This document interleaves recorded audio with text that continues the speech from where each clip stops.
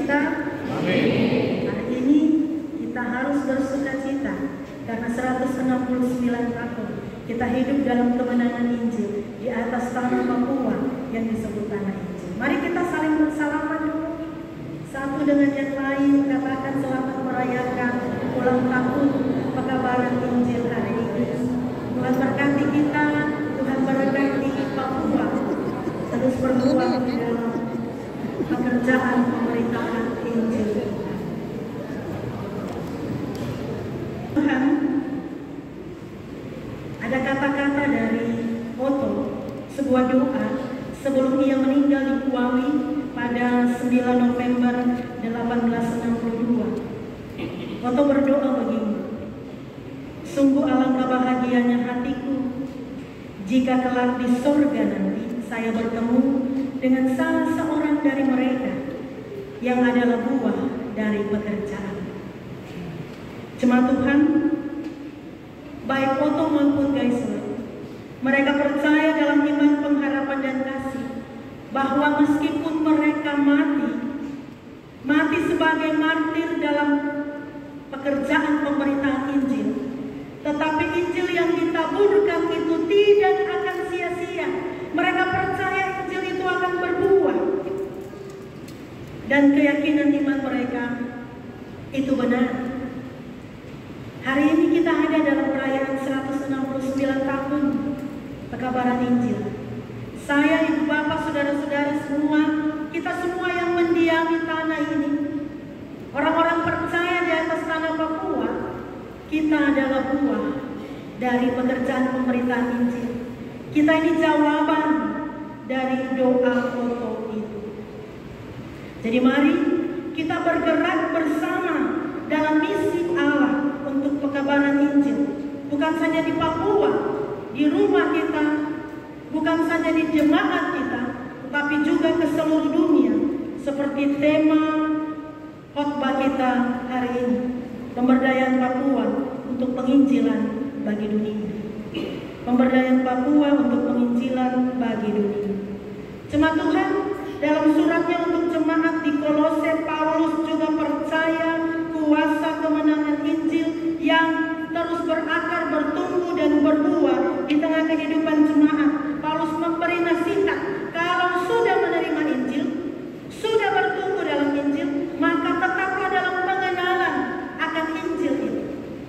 Hidup senantiasa bertumbuh dalam pengetahuan yang benar, memberi buah dalam segala pekerjaan yang baik. Itu yang menjadi nasihat Paulus ketika ia memulai surat ini, sebuah ucapan syukur dan doa ia naikkan kepada Tuhan oleh karena pekerjaan Injil itu terus berbuah. Jemaat yang dikasihi dan diberkati Tuhan, hari ini ketika kita merayakan 169 tahun pekabaran Injil di tanah Papua, kita juga harus menaikkan ucapan syukur dan doa karena Tuhan baik.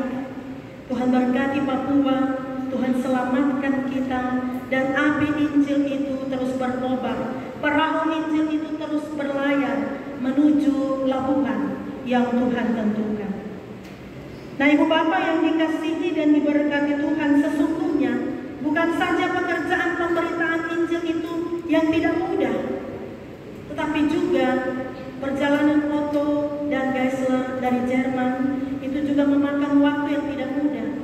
Seandainya Otto dan Geisler itu menyerah di tengah-tengah perjalanan mereka, seandainya mereka menyerah di tengah-tengah pekerjaan pemberitaan Injil itu, ya kita tidak tahu sejarah PI ini mungkin berubah.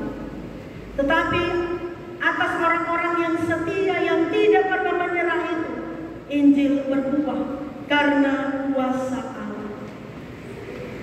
Nah, sesungguhnya kita mengingat 5 Februari 1855. Tapi tahukah kita, ibu bapak saudara, bahwa Otto dan Geisler itu menempuh perjalanan 3 bulan 11 hari dari Jerman untuk bisa tiba di Jakarta.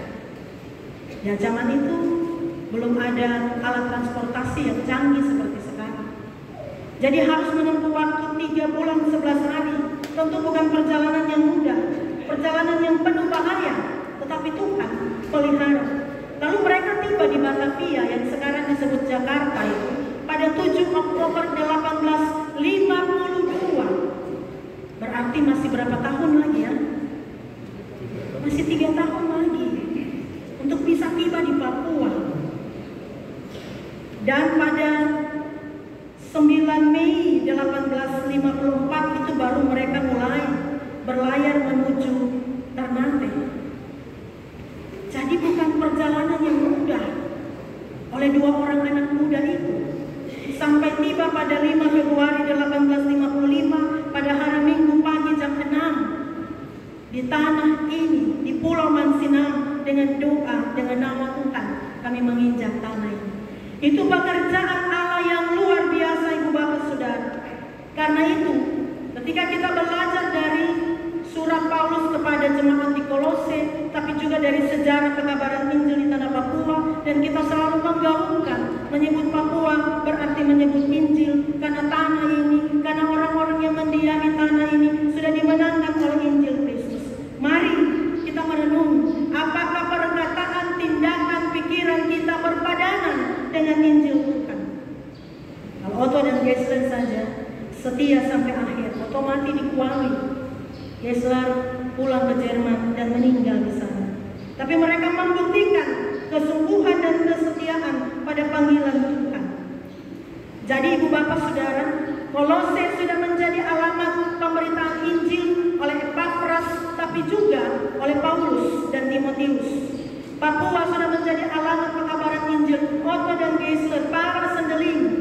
Dan sekarang kita, baik orang-orang Kolose masa itu, tetapi juga kita sekarang yang ada di Papua, kita juga menjadikan dunia sebagai alamat pekabaran Injil kita.